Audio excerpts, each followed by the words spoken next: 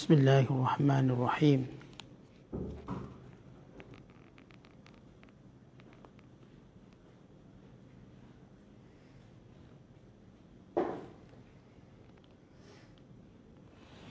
يا أيها الذين آمنوا إذا تداينتم بدين إلى أجل مسمى فاكتبوه وليكتب بينكم كاتب بالعدل ولا يأب كاتب أن يكتب كما علمه الله فليكتب وليملل الذي عليه الحق وليتق الله ربه ولا يبخس منه شيئا فإن كان الذي عليه الحق سفيها أو ضعيفا أو لا يستطيع أن يمل هو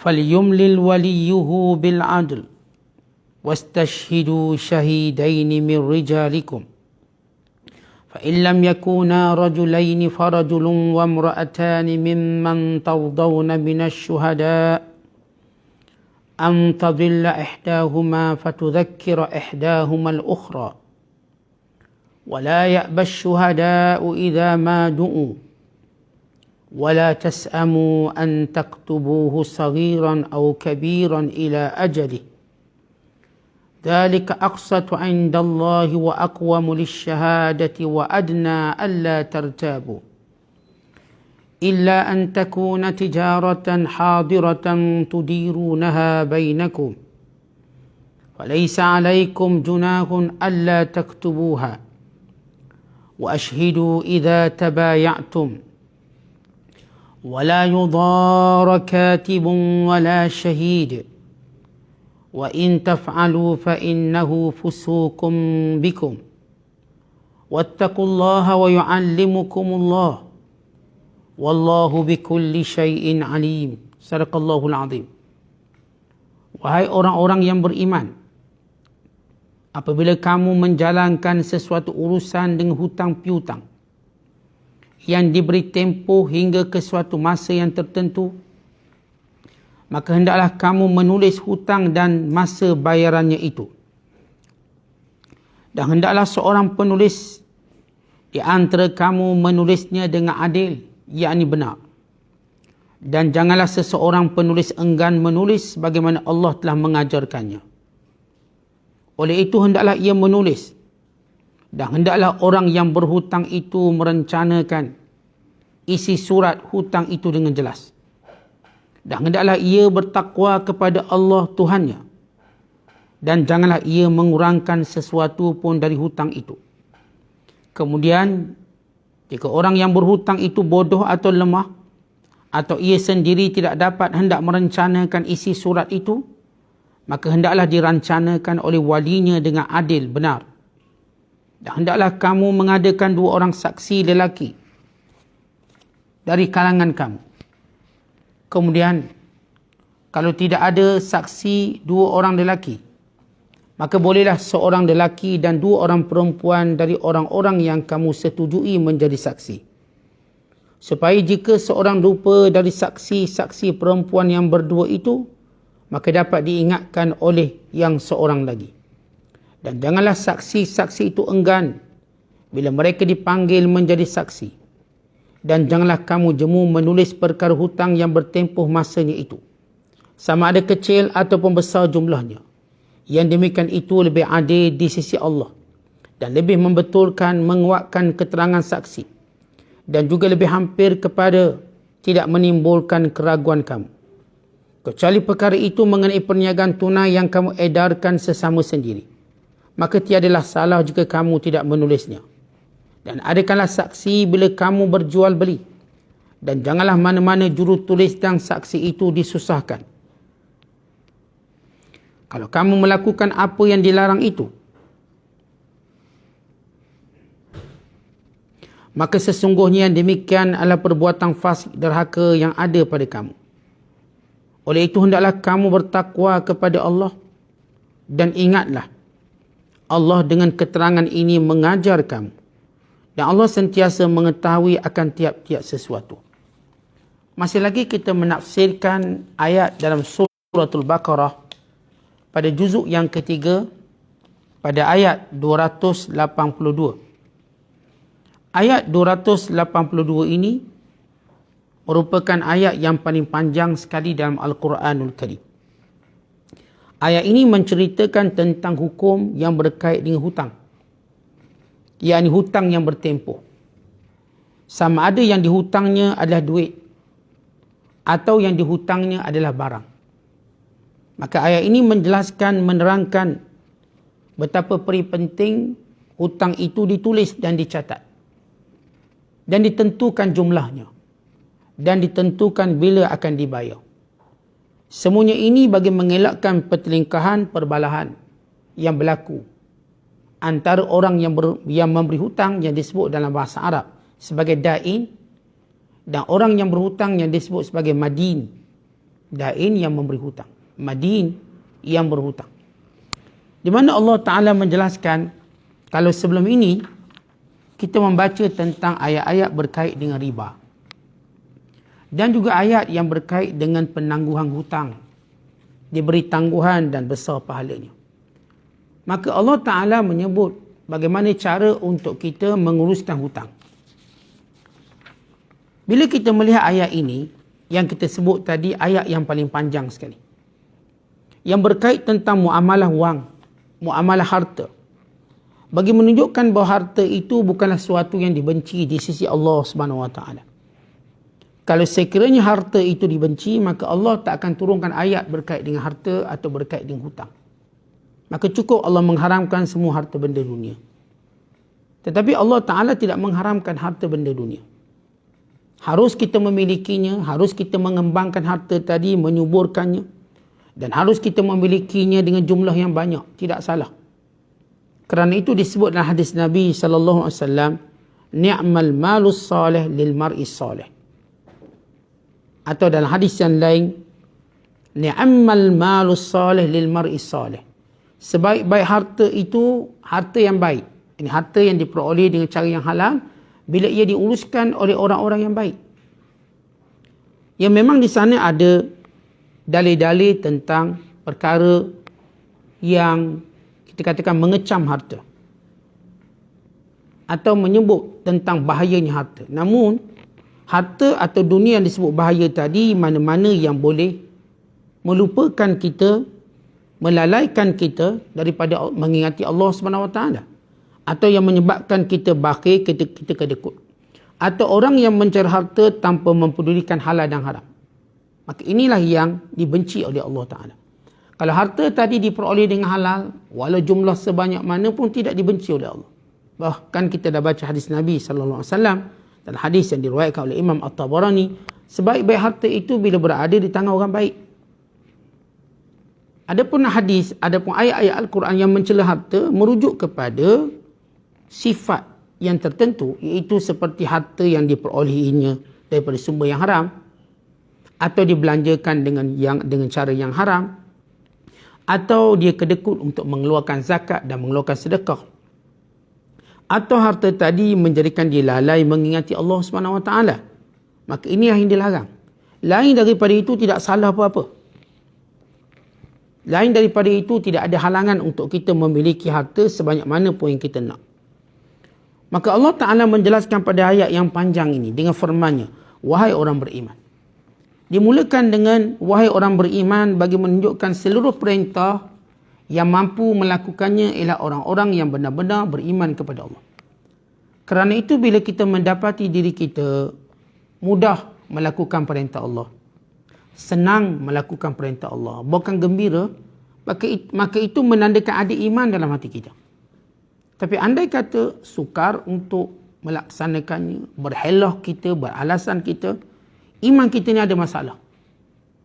Kerana itu setiap perintah Allah panggil, wahai orang beriman, yang mengaku beriman dengan lidahnya, yang mengaku beriman dengan hatinya. Dengar sini. Idza tadayantum bidainin ila ajalin musamman faktubuh. Bila mana kamu berhutang dengan satu hutang yang akan sampai kepada satu tempoh yang tertentu, maka hendaklah kamu tulis. Apakah yang dimaksudkan dengan hutang di sini? Yang pertama ialah hutang yang maklum. Disebut al-qardu. Hutang di mana kita pinjam duit. Maka itu hutang yang maklum. Atau juga hutang yang berkait dengan gadaian. Kita meninggalkan barang gadaian, lalu kita mengambil sejumlah wang. Maka ini juga bentuk hutang. Cuma bezanya ada barang gadaian. Atau yang ketiga, hutang tadi ialah hutang barang. Artinya seorang yang melakukan jual beli yang dinamakan jual beli salam atau salaf. Salam atau salaf artinya seorang pembeli, dia nak satu barang dengan sifat tertentu, jenis tertentu, kualiti tertentu, kuantiti tertentu, maka dia advance payment, dia bayar dulu. Sedangkan barang itu belum wujud atau barang itu belum ada, baru nak buat. Dia tempah dengan tukang kasut misalnya. Dia tempah dengan tukang makanan misalnya. Atau apa saja. Dia nak orang ni siapkan catering untuk 1,000 orang makan, tiga jenis lauk, adanya air dan sebagainya. Maka orang catering ni dia ambil duit dulu, tapi barang dia tak serah lagi sebab nak berkahwinnya bulan depan. Tapi dia nak duit. Maka ini namanya juga hutang. Satu hutang duit, satu lagi hutang barang. Ya, umpama kita beli kat Lazada, beli kat mana-mana medium platform pasaraya maya, kita dah bayar duit cepat-cepat. Kita dah bayar siang-siang duit. Barangnya belum. Kita tak berhutang, sana hutang. Maka semuanya ini perlu ada satu dokumentasi.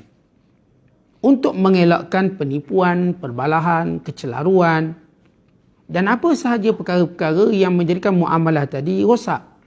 Kerana asas muamalah dalam Islam melahirkan kasih sayang. Sebab kita menunjukkan saling perlu memerlu. Kalau orang tolong kita memenuhi keperluan kita dengan memberi barang, kita pula memberi wang. Bukankah di sana ada kasih sayang? Tetapi bila mana muamalah tidak mengikut prosedur dan caranya, dia boleh menimbulkan perbalahan. Kerana itu Islam menjelaskan pentingnya dokumentasi. Apakah hukum dokumentasi ini? Jumhur ulama menyatakan hukumnya sunat. Daf'an lin niza', menghalang perbalahan. Namun sebahagian ulama menyatakan mana-mana hutang wajib ditulis bagi mengelakkan perbalahan. Di mana kaedah hutang ini sama ada kita katakan ia mesti ditulis, atau ada saksi, atau ada gadaian. Dalam bab gadaian kita akan jelaskan nanti pada ayat 283 tentang gadaian. Tapi ini kita tak baca, cuma ayat 282, iaitu hutang yang mesti ditulis atau dengan adanya penyaksian. Allah Ta'ala menyatakan, فَلْيَكْتُبْ بَيْنَكُمْ كَاتِبٌ بِالْعَدْلِ. Maka hendaklah seseorang menulis hutang antara kamu dengan benar, dengan adil. وَلَا يَأْبَ كَاتِبٌ, janganlah penulis enggan an yaktuba, untuk menulis hutang tersebut, kama 'allamahullah, sebagaimana yang diajar oleh Allah. Falyaktub, maka hendaklah dia menulis, wal yumli lilladhi 'alaihi alhaq, maka hendaklah merancanakan isi kandungan surat ini ialah orang yang berhutang. Baik.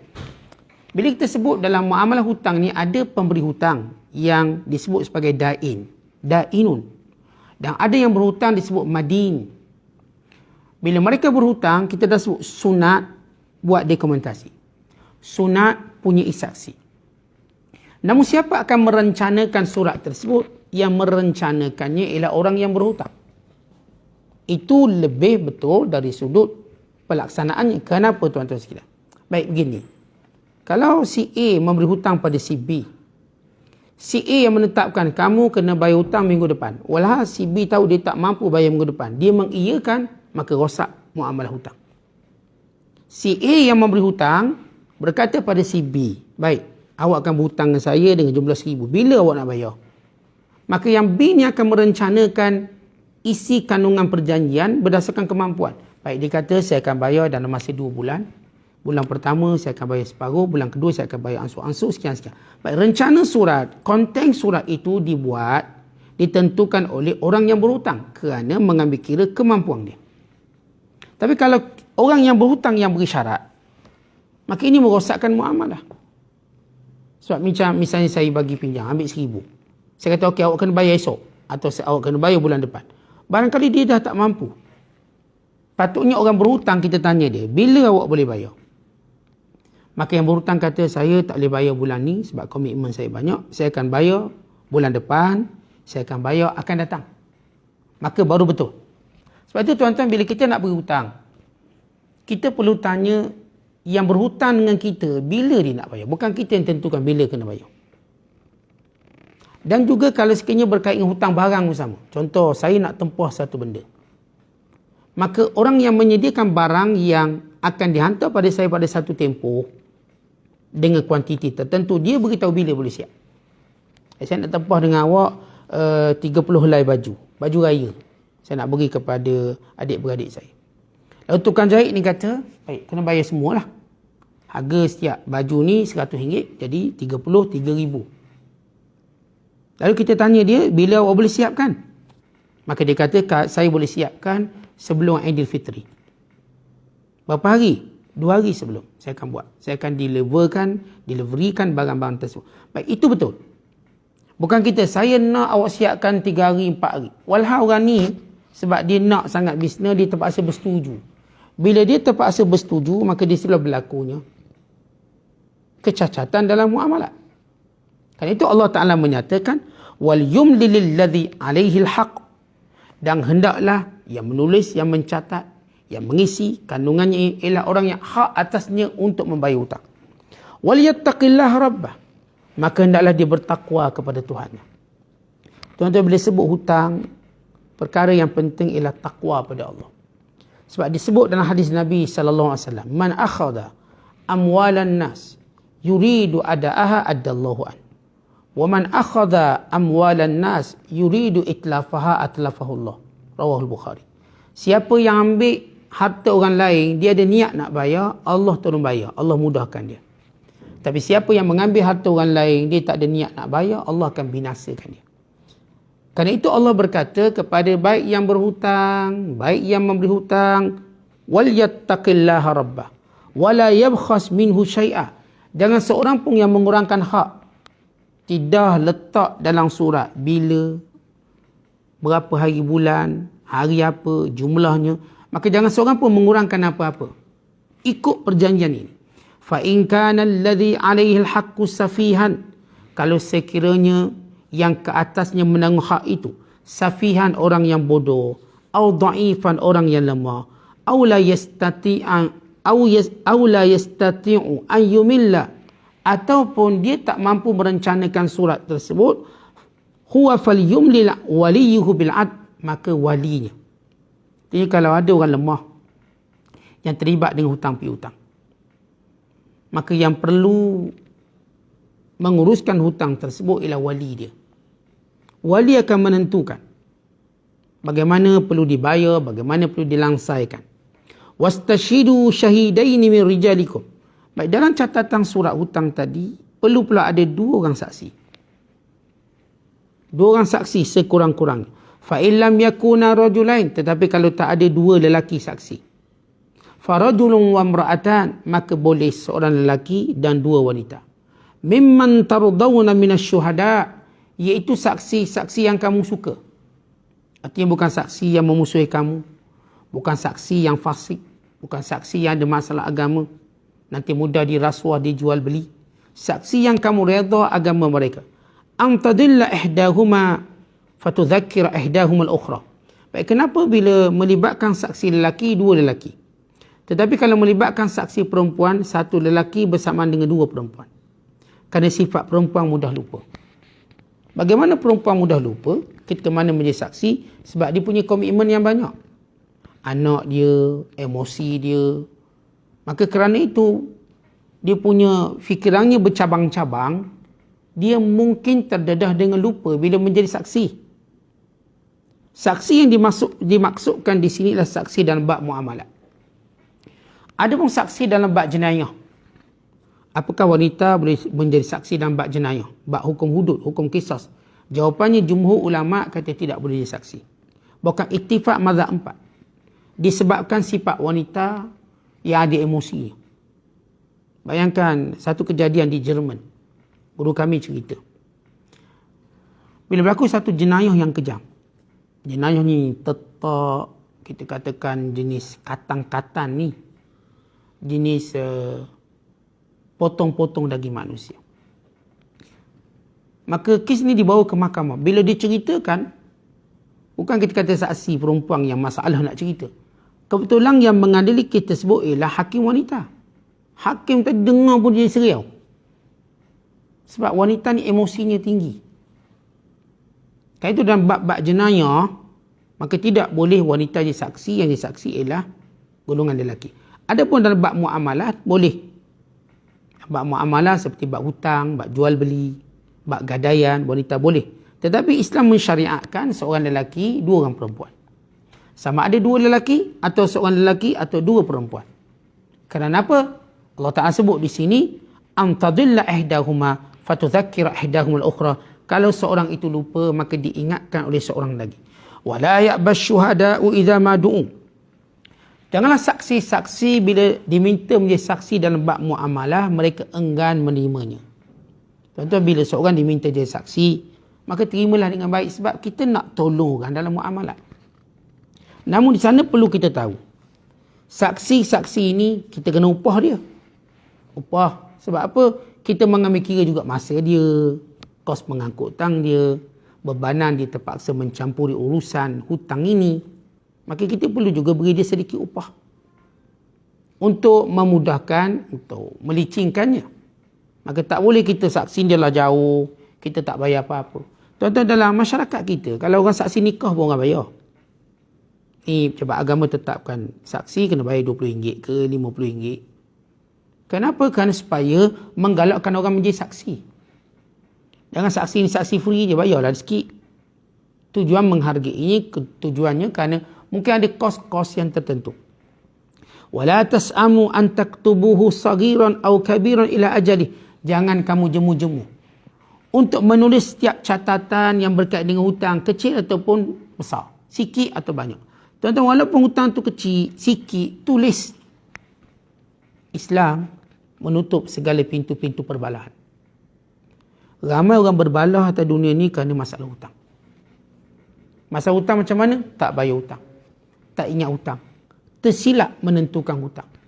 Yang ni kata awak hutang saya 100, yang ni kata RM50. Yang ni kata awak pernah hutang saya, yang ni kata tak pernah, keturunan saya tak pernah hutang orang. Daripada nenek moyang saya lagi tak pernah berhutang. Ini kan pula saya. Ini semua gejala-gejala kesan daripada kita tidak mencatat dan menulis. Tetapi mencatat dan menulis saja tak cukup, perlu ada saksi. Supaya dengan ini, tuan-tuan sekalian, tak ada orang menafikan. Kadang-kala dia tak menafikan, waris-waris menafikan. Kadang-kala yang berhutang tu mati. Bila yang berhutang tu mati, maka datang orang menuntut hutang. Mungkin dia betul, mungkin dia salah. Mungkin dia dianiaya, mungkin dia menganiaya. Tetapi bila ada saksi, bila ada tulisan, bila ada perjanjian, maka semuanya terbela dan terjaga. Sebab itu saya selalu pesan, isteri atau suami, kita kalau berhutang jangan rahsia. Suami jangan berahsia dengan isteri, abang pernah hutang fulan bin fulan. Isteri juga jangan berahsia dengan suami, bang saya pernah hutang dengan orang ni, orang tu. Maka catat dan tulis. Antara dua yang berhutang bermuamalah, tulis. Saksi juga tulis. Semuanya ini bagi mengelakkan perbalahan, permusuhan. Dzalika aqsatu 'indallah. Itulah lebih benar di sisi Allah. Wa aqwamu lisyahadah. Betul penyaksiannya. Wa adna alla tartabu, supaya tidak ada keraguan. Tidak ada kekeliruan. Tidak ada kecelaruan. Tidak ada, kita katakan, tak confuse kita. Jelas hutang. Bayangkan tuan-tuan sekalian, kalau semua muamalah kita dengan orang ni kita tulis, kita catat, kan senang. Bahkan hari ini mencatat lagi mudah. Hari ini saksi lagi mudah. Berbanding zaman dulu, orang hari ini semua pandai nulis. Zaman dulu, yang pandai nulisnya tak ramai. Hari ini semua orang pandai tulis. Boleh tulis. Boleh buat perjanjian, letak dalam PDF, letak dalam WhatsApp, dalam Telegram dan sebagainya, maka jelas. Ini muamalah yang perlu kita tekankan. Illa an takuna tijaratan hadiratan tudirunha. Melainkan kalau ia adalah muamalah cash, jual beli tunai, yang kita uruskan ini tak payah saksi, tak payah tulis. Sebab langsung beri barang dapat duit. langsung beri duit dapat barang. Maka ini tak perlu tulis apa-apa. Falaisa alaikum junahun alla taktubuha. Tidak salah bagi kamu untuk tidak kamu menulisnya. Wa ashhidu idza tabayatum. Maka hendaklah kamu adakan saksi bila mana kamu bermuamalah. Bila mana kita berjual beli yang khususnya berkait dengan hutang, maka hendaklah kita tulis. Biar dia hutangnya 7 tahunnya, 9 tahunnya, 10 tahunnya, 20 tahun ke, semuanya tulis. Saya dah sebut pandangan ulama menulis ini hukumnya sunat. Walau sebahagian ulama kata wajib. Wala yudara katibun wala syahid. Jangan dimudaratkan penulis dan juga saksi. Apa maksud jangan dimudaratkannya? Artinya tuan-tuan, janganlah percuma dia. Kerana mereka juga terlibat dalam muamalah. Mereka juga terlibat dalam bebanan. Penulis, saksi, kedua-dua mereka ini adalah orang yang membantu dan menolong muamalah tersebut. Maka saya kira kepada kita menghargai mereka. Bagaimana cara kita menghargai mereka? Sebagaimana dia ajar oleh syarak. Artinya kita bayarlah sejumlah wang. Kita bayarlah sejumlah upah kepada mereka. Kita bayarlah apa sahaja yang berkait dengan mereka. Dalam masa yang sama, kata ulama, penulis, saksi juga jangan menganiaya dengan mengurangkan, dengan menokok tambah, dengan mengubah perjanjian tersebut. Tak ada orang boleh menganiaya sesiapa. Penulis jangan nanti pergi padang pula. Saksi jangan nanti berpusing ke arah lain pula. Artinya semua kena jaga. Semua kena amanah dan semua kena jujur. Semua kena takutkan Allah Subhanahu Wa Taala. Maka saya dah sebut tadi, harus kita beri upah kepada penulis dan memberi kepada saksi. Kemudian kata Allah, wa in taf'alu, kalau kamu melakukan penipuan dalam muamalat, dalam bab tulis menulis, dalam bab dokumentasi, pemindahan dokumentasi, pengubahan, pengurangan apa sahaja sesudah termeterai perjanjian tersebut, fa innahu fusukum bikum, maka perbuatan itu fasik. Perbuatan itu dilarang. Wattaqullah, takutlah kamu pada Allah. Baik, kita lihat hebatnya. Setiap perintah Allah Ta'ala mengingatkan kita tentang takwa. Waliyattaqillaha rabbah sebelum ini. Dan ayat yang wattaqullah, takut pada Allah. Sebab muamalah kita memang berasaskan kepada takutkan Allah. Ya, memang dalam muamalah kita nak untung. Dalam muamalah kita tidak mahu ditipu atau rugi. Namun di sebalik untung, rugi, tipu tadi yang lebih besar pada itu, kerangka yang utama ialah muamalah ini atas makna takwa kita pada Allah. Kerana kita tahu tuan-tuan, muamalah ini cuma ujian. Nanti kita kembali pada Allah akan dihisap, ditanya. Nanti kita kembali kepada Allah akan dipertanggungjawabkan semua itu. Maka jangan kita lupa. Muamalah kita tuan-tuan sekalian bukan hari sampai sini. Kalau tuan-tuan berhutang bukan setakat sini. Kalau tuan-tuan jual beli bukan sampai kat sini. Bawa ke akhirat. Dihisap. Ditanya. Maka jangan menganiaya antara satu sama lain. Siapa pun jangan menganiaya. Yang berhutang jangan menganiaya. Yang berhutang jangan aniaya. Saksi jangan aniaya. Yang menulis jangan aniaya. Semua masing-masing kita menjaga hak masing-masing. Wa yu'allimukumullah. Wa yu'allimukumullah. Bila kamu bertakwa kepada Allah, Allah ilhamkan kepada kamu ilmu. Ajar kepada kamu ilmu. Baik tuan-tuan, seringkali dalam muamalah ini ada ilmu baru. Sebut je muamalah, akan ada ilmu baru. Sama ada cara approaching kita, pendekatan bisnes. Mekanisme bisnes. Bentuk-bentuk bisnes akan ada baru. Tuan-tuan tengok, daripada dulu kita tak pernah guna mesin vendor, kita guna mesin vendor. Dulu tak pernah kita ada jenis yang macam hantar delivery makanan. Sekarang ni kita ada. Muamalah ini akan terus berkembang. Allah Ta'ala kata, bila kita takutkan Allah, Allah tetap akan ajar kita ilmu supaya kita dapat mengikuti perkembangan ekonomi ini. Kerana itu hebatnya ekonomi Islam, dia boleh duduk dan berdiri sama dengan evolusi keperluan manusia. Hukum-hukum ekonomi Islam, hukum hakam ini sentiasa mampu untuk memberi solusi kepada setiap permasalahan-permasalahan ekonomi. Bahkan bila Allah kata takutlah kamu pada Allah, Allah beri apa yang lebih untung daripada untung kamu, iaitu ilmu dalam perniagaan. Ilmu dalam kehidupan. Ilmu di dalam pencarian kita setiap hari. Maka Allah Ta'ala akan ajar pada kita. Allah Ta'ala berfirman, Wallahu bikulli syai'in alim. Sesungguhnya Allah dengan setiap sesuatu mengetahuinya. Allah tahu semua benda. Jadi tuan-tuan sekalian, khulasa daripada ayat yang paling panjang yang kita bacakan ini. Yang pertama saya katakan Islam tidak pernah mengharamkan kekayaan. Bahkan ayat-ayat Al-Quran menyebut tentang muamalah dengan detail. Yang kedua, Islam menyatakan sebaik-baik harta bila berada di tangan orang yang baik. Yang ketiga, celang Islam terhadap harta bila mana ia melalaikan, diambil dari sumber yang haram, bila tidak diberikan hak zakat, sedekah dan sebagainya. Kemudian Islam mengajar kepada kita dalam muamalah hutang. Sama ada hutang tadi sifatnya hutang wang ringgit, atau hutang tadi hutang barang-barangan yang disebut sebagai salaf atau salam, atau hutang tadi yang berkait dengan gadaian. Maka kesemua ini catat, tulis. Dan setiap apa yang ditulis itu dirancanakan konteksnya oleh orang yang bertanggungjawab, yang berhutang.